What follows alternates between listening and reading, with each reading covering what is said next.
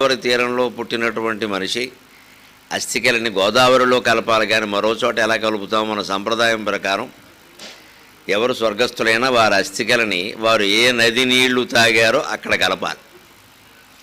అంతకంట పుణ్యం అని కాశీకి ఎక్కడో గంగకి తీసుకెళ్లాల్సిన పని ఏం లేదు. వారు ఏ నది నీళ్లు తాగారో అక్కడ కలపాలి.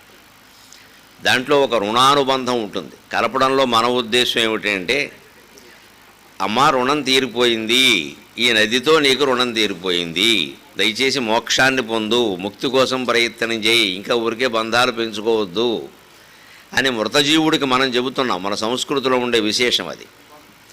ఒక పక్క ధర్మంగా ఉండాలంటూనే భోగాలు అనుభవించాలని చెబుతూనే మన సంస్కృతి ఏం చెబుతుందంటే, అంతిమ స్థితి వచ్చే నాటికి వైరాగ్యాన్ని పొంది జ్ఞానాన్ని పొందకపోతే ఈ భోగాలన్నీ దండగే, ఆత్మజ్ఞానం పొందవలసిందే. అంచేత ఉన్నవాళ్ళు పొందవలసిందే, పోయిన వాళ్ళు పొందవలసిందే, పోయే సమయంలోగానే పొందాలి. మనం అందరం గుర్తుపెట్టుకోవాలి.